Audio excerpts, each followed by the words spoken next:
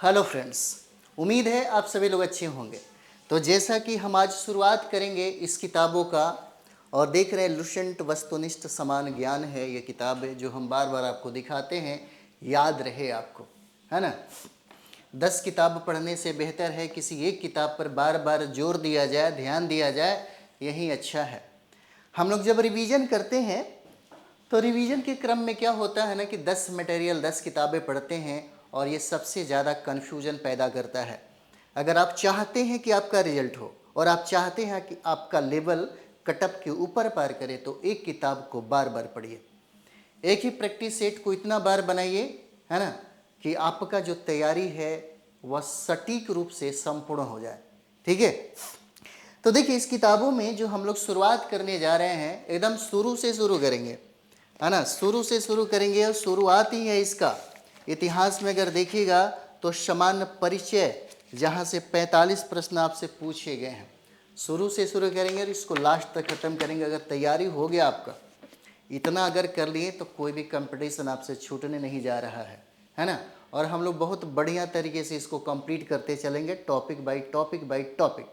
ठीक है, तो चलिए हम लोग सामान्य परिचय हम लोग देखते हैं, जिसमें पहला प्रश्न हो जाएगा, जिसमें पहला प्रश्न है इतिहास के तहत अध्ययन किया जाता है। किसका अध्ययन किया जाता है ना।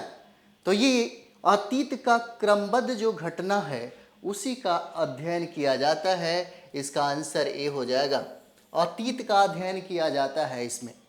प्रथम यूनानी इतिहासकार कौन था? नीट जेआरएफ 2005, 2009, 2013 में ये सवाल पूछा हुआ है ना। नीट जेआरएफ में यूजीसी के द्वारा कंडक्ट कराया जाता है, बहुत इंपॉर्टेंट है ना। पीजी करने के बाद नीट जेआरएफ दिया जाता है। इस पे सवाल पूछा है कि प्रथम यूनानी इतिहासकार कौन था, तो ये हो जाएंगे हेरोडोटस। इसका आंसर बी हो जाएगा। चलिए अगला प्रश्न यहाँ पर देखेंगे, और अगला प्रश्न है कि निम्नलिखित में से किसने स्पष्टता कहा कि इतिहास के समस्त निष्कर्ष युक्ति संगत साक्ष्यों पर आधारित होते हैं? साक्ष्यों पर आधारित होते हैं, और ये थ्यूसिडाइसिस ने किया, और नीट जेआरएफ 2012 में सवाल पूछा हुआ है। चलिए आगे हम लोग देखते हैं। नेक्स्ट सवाल हम लोग यहाँ पर देखेंगे, और ये हमारा 4 नंबर, द हिस्ट्रीज के रचनाकार का नाम बताइए। द हिस्ट्रीज के रचनाकार का नाम पूछता है कि बताइए कौन होंगे, तो यही हो जाते हैं हेरोडोटस, जिनको हम लोग फादर ऑफ हिस्ट्री के नाम से जानते हैं। फादर ऑफ हिस्ट्री कहा जाता है।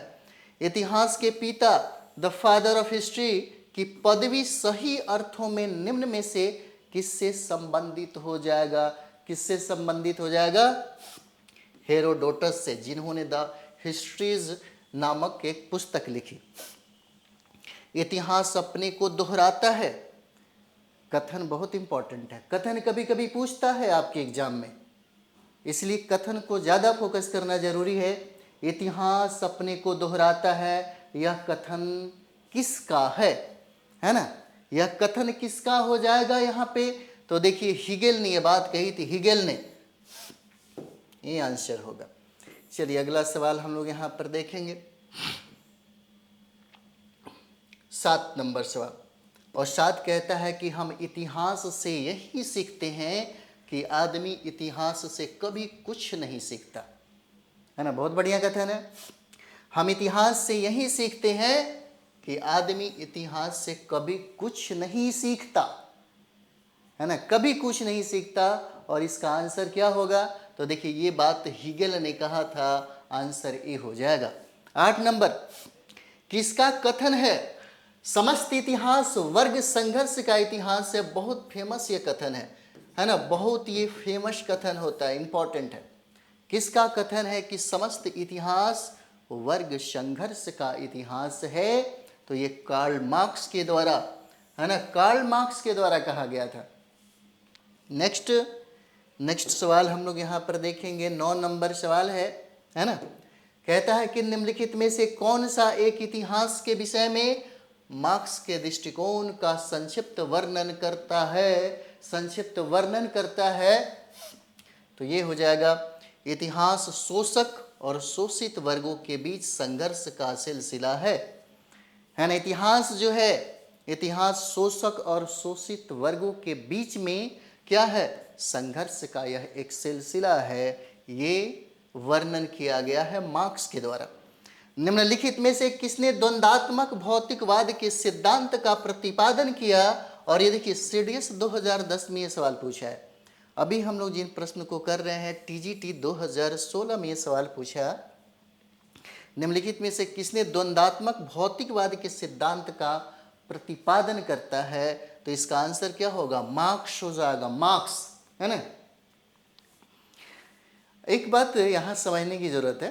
अब कभी कभी देखिएगा, हम लोग कभी कभी अक्सर ये सोचते हैं, खास करके भारत में लोग अपने व्यक्तित्व से चीज़ों को लेना शुरू कर देते हैं। हमें किसकी ज़रूरत है इसके बारे में कभी नहीं सोचते। जैसे विदेश में यूरोप के लोग ऐसा करते हैं। उसके चरित्र, उसके व्यवहार, उसके व्यक्तित्व से कोई मतलब नहीं है, उसके ज्ञान, उसके मेरिट से मतलब है ना।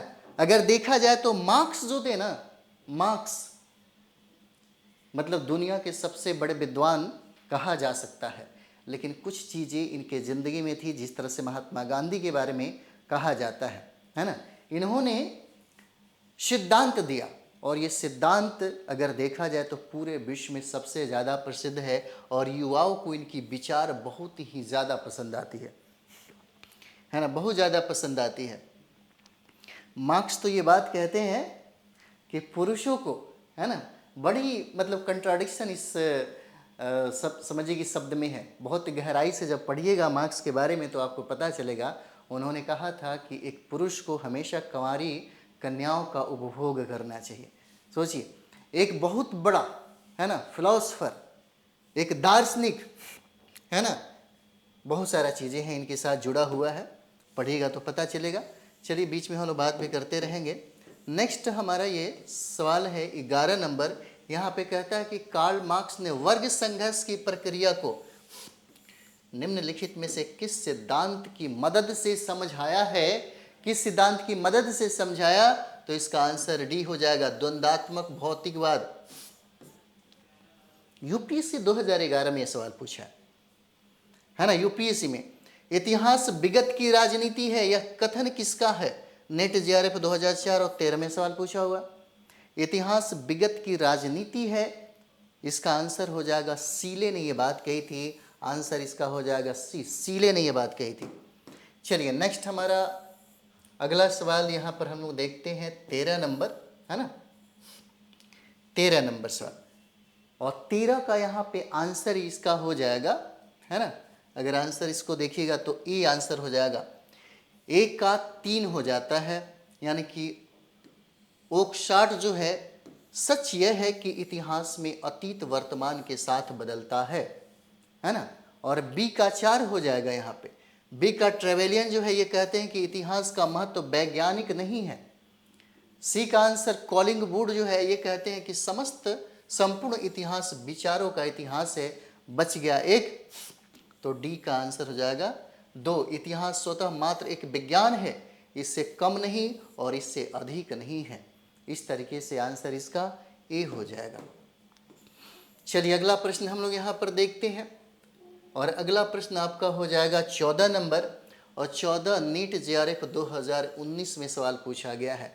किस इतिहास दर्शन शास्त्री ने कहा था, समस्त इतिहास समकालीन इतिहास है, समकालीन इतिहास है। और ये चीज़ें क्रोचे ने कहा, बेनेडिटो क्रोदे ने कहा था ये बातें। 14 का इतिहास वर्तमान एवं अतीत के बीच अंतहीन वार्ता है, यह किसने कहा था? जो नेट और जेआरएफ 2016 में, बिहार जुडिशरी सर्विस 2016 में ये सवाल पूछा हुआ है, 15 नंबर।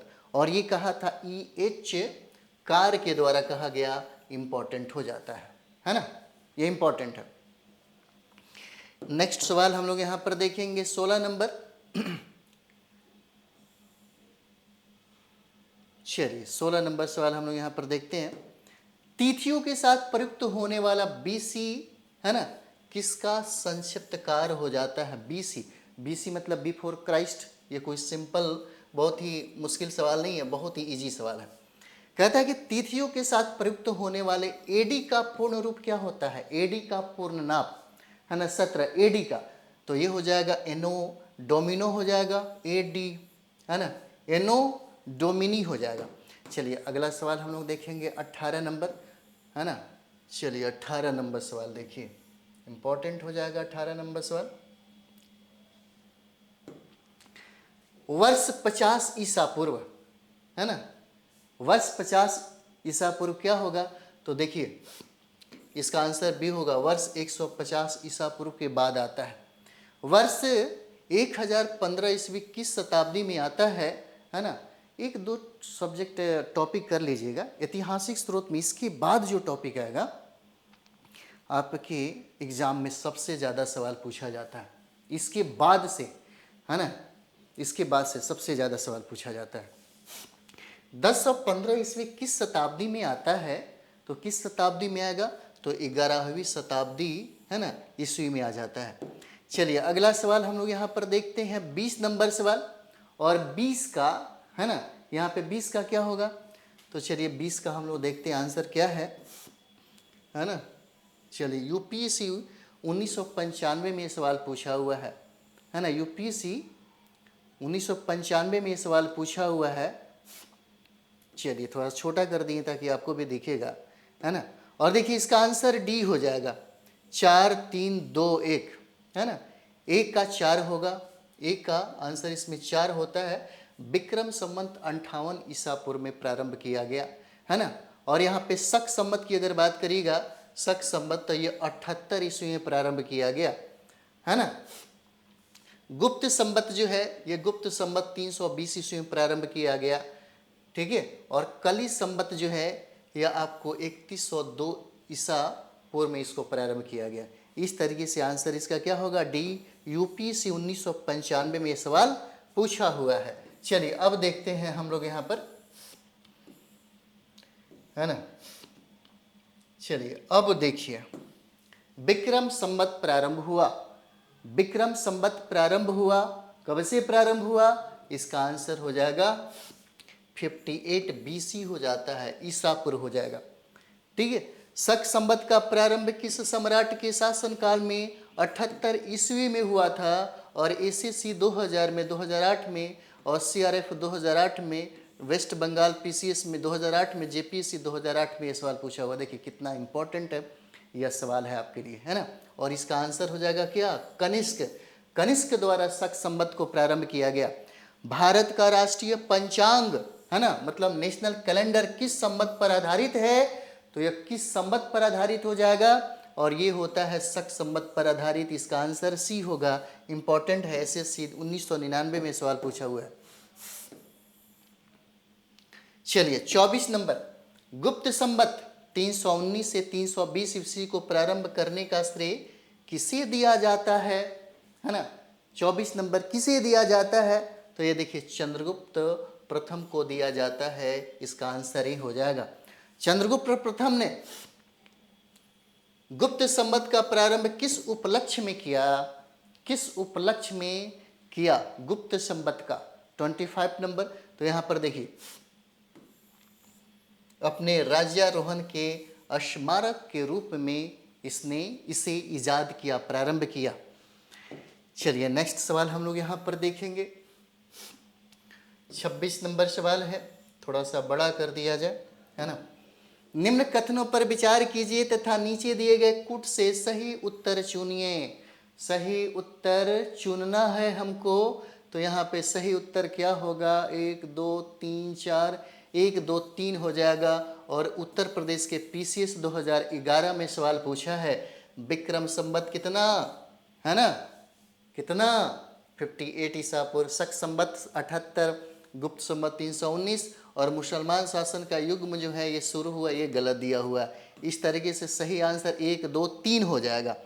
चलिए अगला प्रश्न हम लोग यहाँ पर देखते हैं, 27 नंबर सवाल है ना। हर्षवर्धन ने 606 ईस्वी में हर्ष संवत की स्थापना किस उपलक्ष्य में किया था? किस उपलक्ष्य में किया? तो अपने राज्यारोहण के उपलक्ष्य में किया, अपने राज्यारोहण के उपलक्ष्य में किया। निम्नलिखित में से वह कौन सा संवत है जो कलचुरियों के द्वारा प्रयुक्त किए जाने के कारण कलचुरी संवत भी कहलाता है? कलचुरी संवत भी कहलाता है, जिसको त्रैकुटक संवत कहते हैं। इसका आंसर सी हो जाएगा, है ना। चालुक्य विक्रम संवत का प्रचलन किसने किया? चालुक्य विक्रम संवत का प्रचलन किया विक्रमादित्य किसके द्वारा? छठा के द्वारा प्रारंभ इसको किया गया। चलिए बहुत बढ़िया।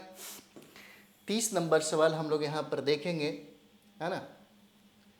30 नंबर सवाल है, चलिए कहता है कि निम्नलिखित में से किसे एक नए संवत चलाने का यश प्राप्त है? उत्तर प्रदेश पीसीएस 2000, है ना, कब? तो 99 में यह सवाल पूछा हुआ था, 30 नंबर, और इसका आंसर होगा लक्ष्मण सेन डे। निम्नलिखित में कौन सा वर्ष दिसंबर 2009 में शक संवत का वर्ष होगा? उत्तर प्रदेश के पीसीएस में, है ना, 2007 में यह सवाल पूछा हुआ है, 31 नंबर, है ना। तो 31 का आंसर क्या हो जाएगा? 1931 हो जाता है, ठीक है। विक्रम संवत 2070 को ईसवी संवत में रूपांतरित करने पर कितना मान होगा? तो कितना मान होगा? तो इसका मान हो जाता है 2013 हो जाएगा, 2013। चलिए अगला प्रश्न हम लोग यहाँ पर देखते हैं। 33 नंबर सवाल हम लोग देखें अगला प्रश्न में, है ना।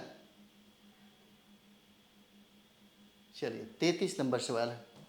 33 कहता है कि विक्रम और शक संवत के आरंभ के बीच कितने वर्षों का अंतर है? नेट जेआरएफ में 2017 में यह सवाल पूछा हुआ था, 33 नंबर, और इसका आंसर हो जाएगा 135 वर्ष।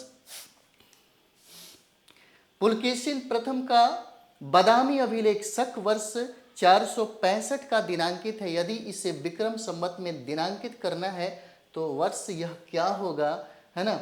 और ये प्रश्न पूछा हुआ है यूपीएससी में 1997 में यह प्रश्न पूछा हुआ है, 34 नंबर सवाल। इसका आंसर होगा 600।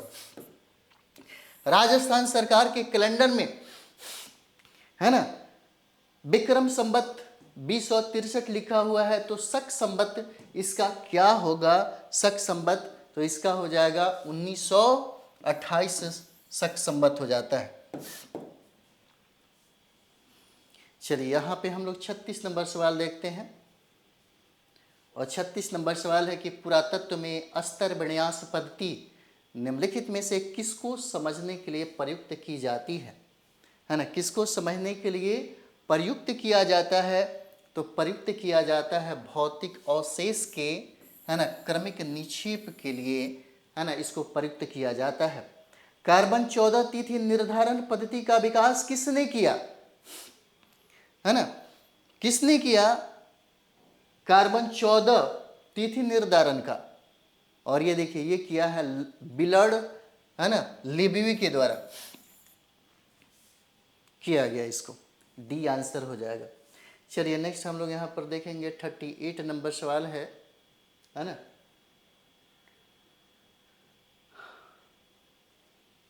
38 नंबर सवाल देखिए।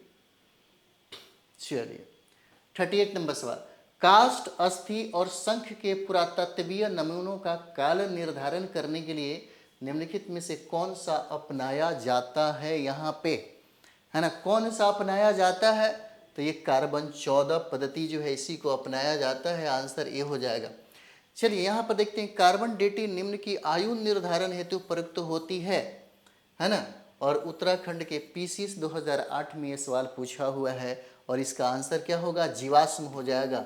ए आंसर है। प्रागैतिहासिक का अंत एवं इतिहास का आरंभ तब माना जाता है जब मानव ने लिखना सीखा। आंसर इसका सी हो जाएगा। भारत के संदर्भ में ऐतिहासिक काल का आरंभ कब से माना जाता है? तो ये माना जाता है 600 ईसा पूर्व से। आंसर इसका सी हो जाएगा। चलिए अगला सवाल हम लोग देखते हैं यहाँ पे, है ना। अगला सवाल है, अब मज़ा आएगा क्योंकि हम लोगों ने शुरुआत कर दिया।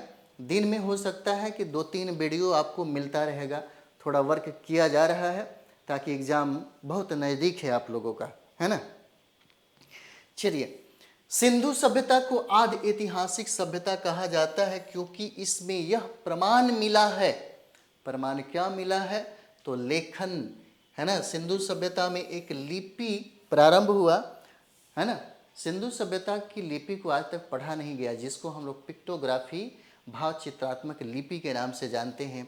अगला जब क्लास होगा, है ना, जिसमें ऐतिहासिक स्रोत आपको मिलेंगे, है ना, बहुत ज़बरदस्त होगा। यहाँ से, यहीं से तो शुरुआत होता है, ठीक है। शक संवत पर आधारित राष्ट्रीय पंजाग, है ना, नेशनल कैलेंडर का एक चैत्र ग्रेगोरियन कैलेंडर की निम्नलिखित तिथियों में से किस एक के तदनुरूप हो जाता है? और यूपीएससी 2014 में ये सवाल पूछा हुआ है 43। इसका आंसर 22 मार्च हो जाएगा अथवा 21 मार्च हो जाएगा। इसका आंसर ये है। किसने इतिहास को प्राचीन, मध्यकालीन और आधुनिक 3 भागों में बांट कर देखने का रिवाज चलाया? है ना, सेल्वेरियस ने। डी आंसर होगा। निम्नलिखित में से किसने गुप्त संवत के प्रारंभ के निर्धारण के संबंध में महत्वपूर्ण सूचना दी है? महत्वपूर्ण सूचना किसने दिया? तो अल-बरूनी ने इसकी सूचना दी, है ना, अल-बरूनी ने। अल-बरूनी भारत में गजनबी के साथ आया था और उसने एक बड़ा अच्छा किताब लिखा जिसका नाम है किताबुल हिंद, है ना। और इस तरीके से आपका जो सेशन है 45 प्रश्न ही दिया हुआ है इसमें, है ना, समान परिचय में, जहाँ से इक्का दुक्का प्रश्न पूछे जा सकते हैं आपके एग्जाम में, है ना। उसके बाद जो हम लोग ऐतिहासिक स्रोत करेंगे, यहाँ से तो 100% आपके हर टॉपिक से सवाल पूछे जाएंगे। तो हम लोग मिलते हैं नेक्स्ट वीडियो में, है ना। और जाने के पहले लाइक का बटन जरूर दबाइएगा और अपने दोस्तों के बीच में, अपने साथी संगियों के बीच में ज़रूर इसको शेयर करिएगा, है ना। और कमेंट्स भी चलते रहना चाहिए ताकि जब भी हम पढ़ते हैं तो एक अलग सा, है ना, एनर्जी हमें मिलता है। तो मिलते हैं हम लोग नेक्स्ट वीडियो में। थैंक यू वेरी मच आप सभी लोग।